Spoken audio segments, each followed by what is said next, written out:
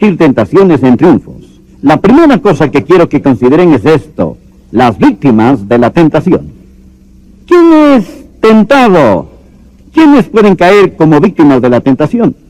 La Biblia nos dice en el versículo 12, así que el que piense estar firme, mire que no caiga. Esta es una advertencia para todos. Todos podemos caer en tentación. Segundo, quiero que se fijen en la fuente de la tentación. Vean el próximo versículo. La Biblia dice, no os ha sobrevenido ninguna tentación que no sea, ¿qué? Humana. Y dirán, Pastor Rogers, yo tengo una tentación especial. No es verdad. Tienen una tentación como cualquiera. Toda tentación es algo muy común. Y todos tenemos las mismas tentaciones de las mismas fuentes. De hecho, solo hay 3 fuentes de tentaciones: el mundo, la carne y el diablo. ¿Entendieron? Ahora esto va a parecer complicado por un rato. Solo concéntrense y pronto todo tendrá sentido. ¿Qué es el mundo? Bueno, la palabra mundo es la palabra cosmos. Cosmos. Y significa un sistema, un orden. ¿Lo ven? Hay un sistema, un orden, una filosofía que la Biblia llama el mundo. Es maldad sistematizada y atrincherada, y nosotros no debemos amarla. Creo que puedo ilustrar esto. Aquí hay una buena ilustración. En 1 de Pedro, capítulo 3, versículo 3. Dios dice a la esposa salvada cómo ser bella y atractiva para su esposo. Y dice, vuestro atavío no sea el externo de peinados ostentosos, de adornos de oro, de vestidos lujosos, sino el interno, el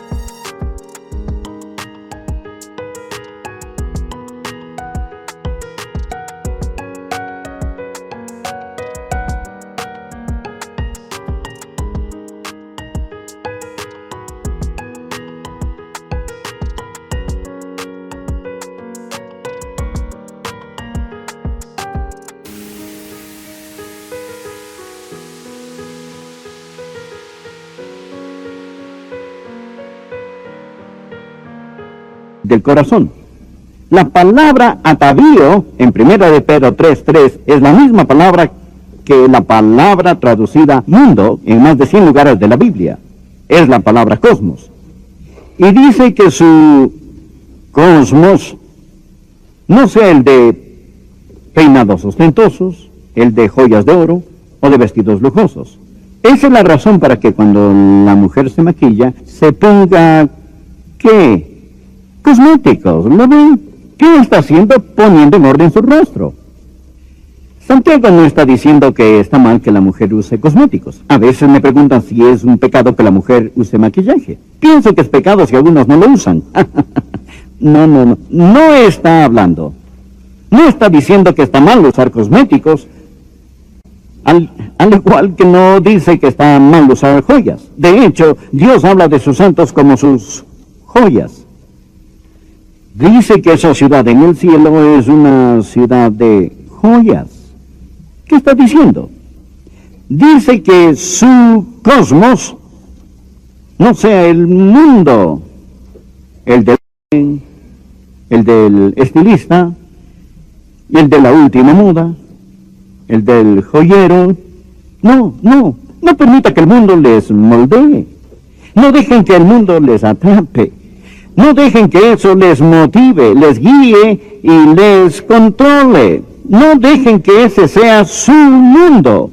Esa es una fuente de tentación, el mundo. Yo llamo al mundo el enemigo externo. El enemigo externo. Ahora, hay otra fuente de tentación. No solo el mundo, pero la carne. Gálatas, capítulo 5, dice que el deseo de la carne es contra el espíritu, y el del espíritu es contra la carne.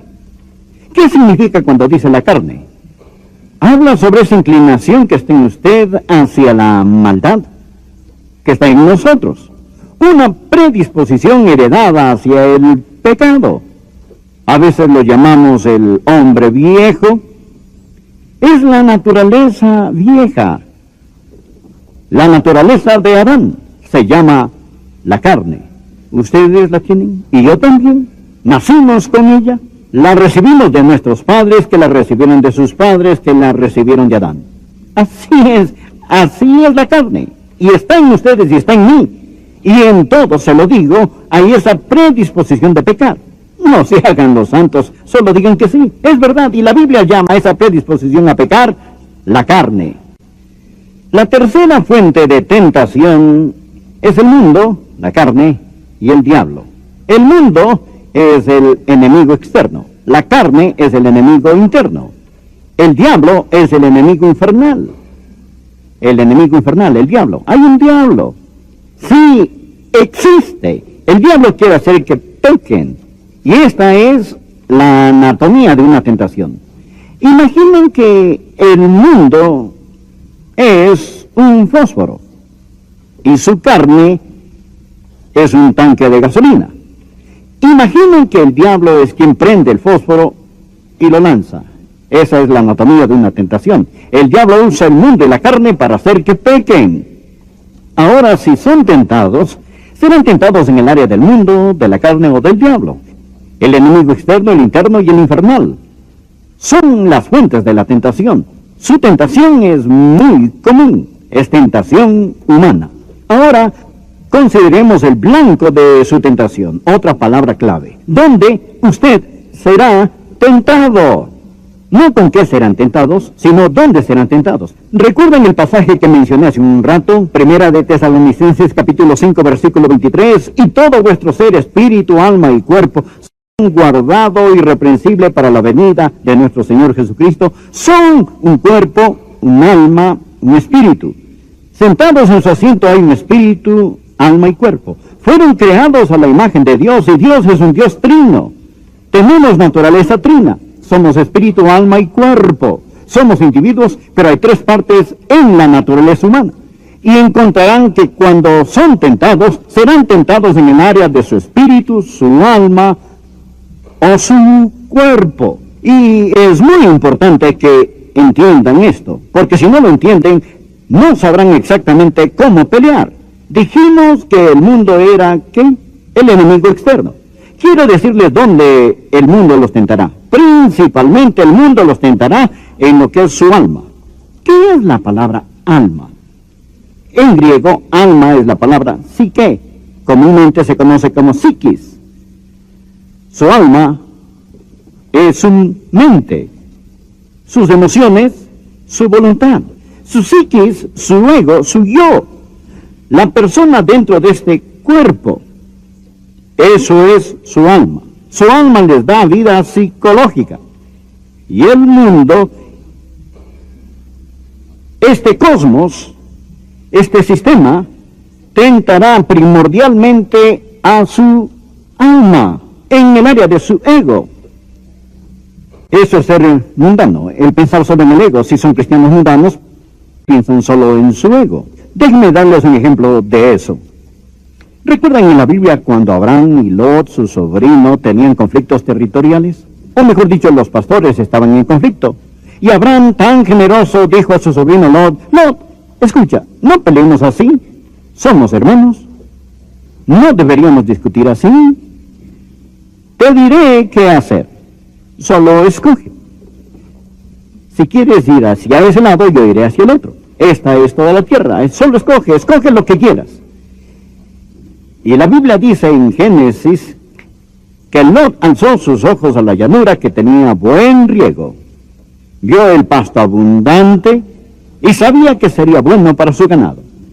Así que Lot fue al este. Puso sus tiendas hacia Sodoma y Gomorra. ¿Por qué hizo eso?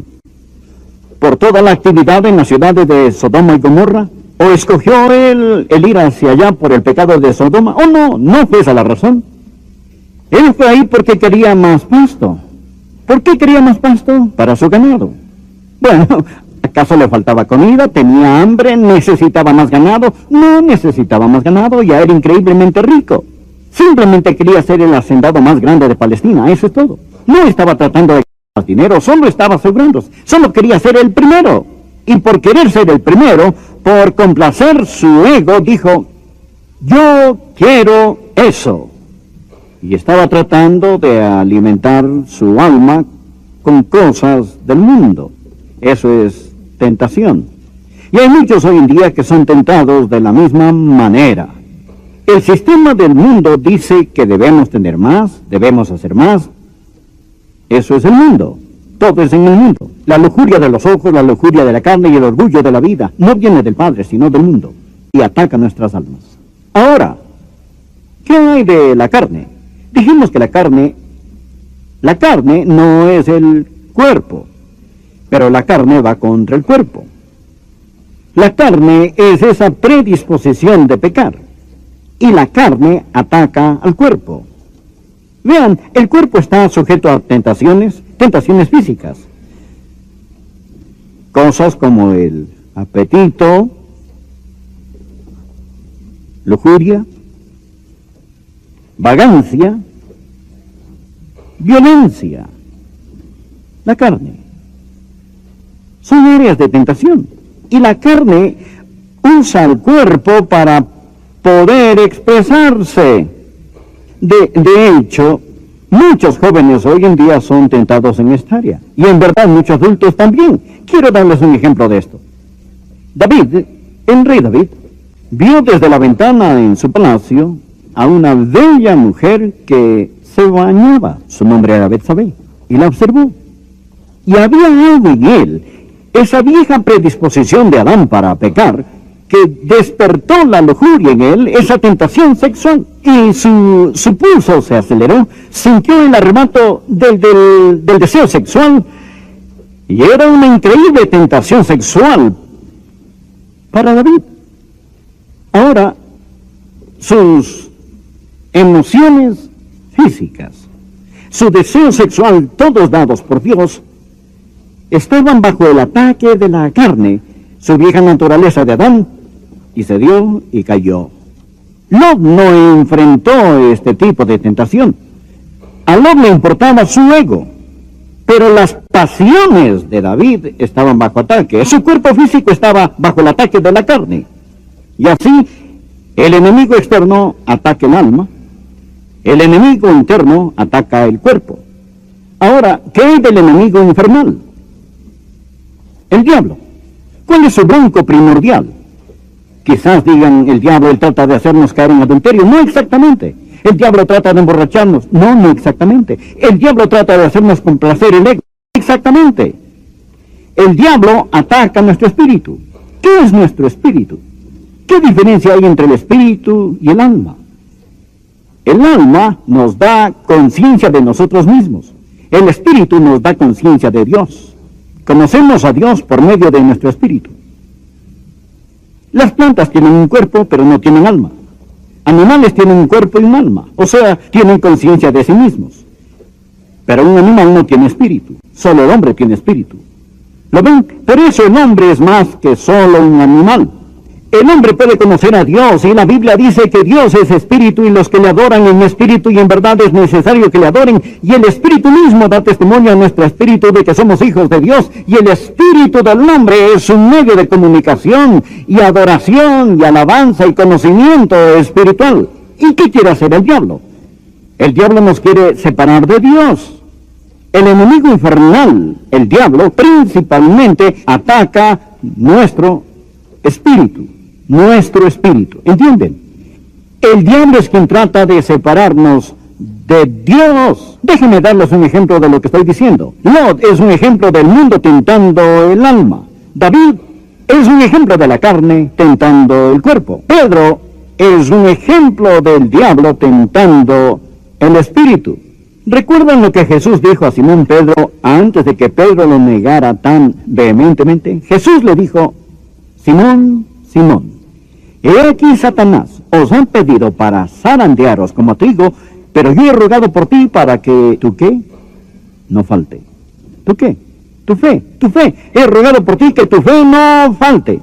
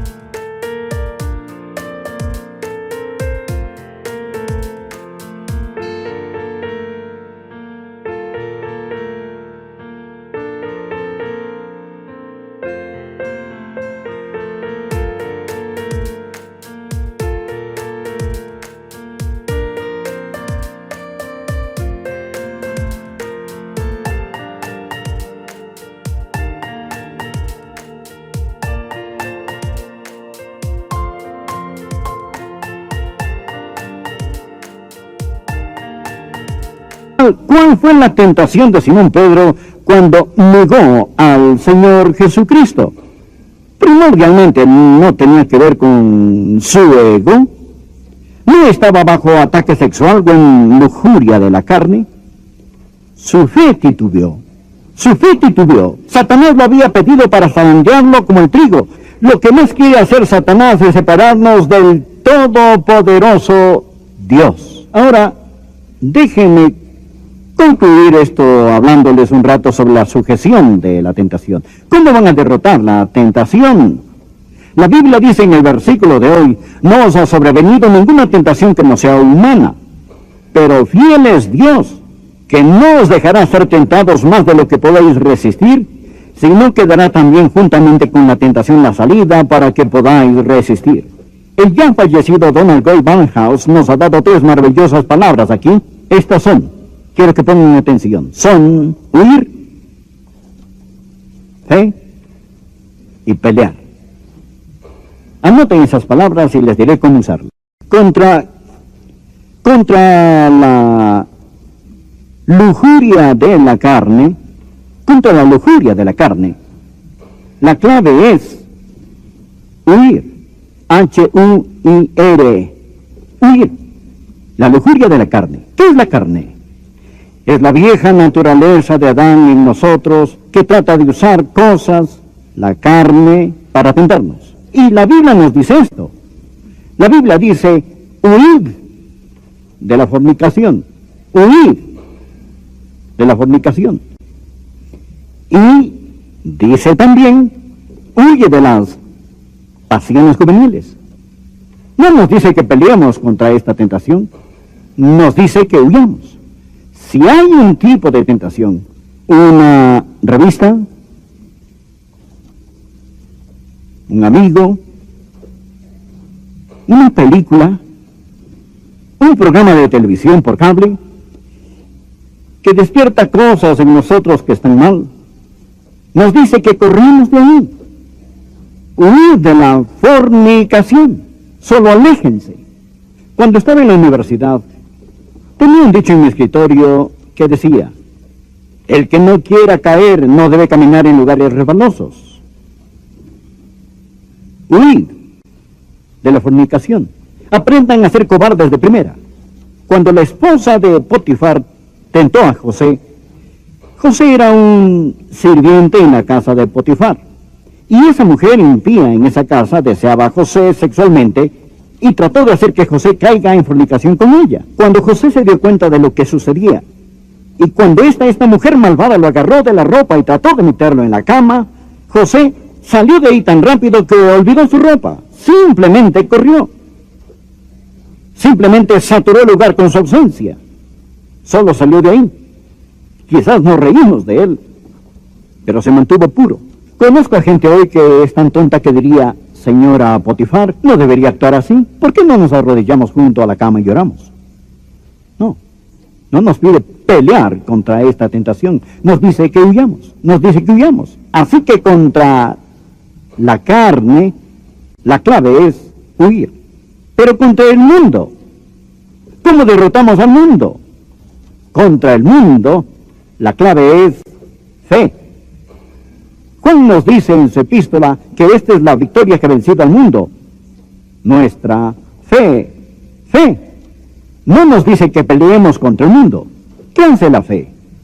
La fe hace a Dios más verdadero, una verdad viviente. Recuerden lo que dice la Biblia. Si alguno ama al mundo, el amor del Padre no está en él. Ahora ponga atención. No dice que el amor del Padre no está en él porque ama al mundo. Dice que si alguno ama al mundo, el amor del Padre no está en él. La razón que ama al mundo es porque el amor del Padre no está en él. Mundanalidad es solo un síntoma de que el amor del Padre no está en ustedes. ¿Cómo derrotamos la mundanalidad? Bueno, supongamos que están manejando su carro y una luz roja se enciende en el tablero, que significa que ya no hay aceite en el motor. ¿Qué hacen entonces? ¿Acaso agarramos un martillo y rompemos la luz y ya no hay problema? ¿O no?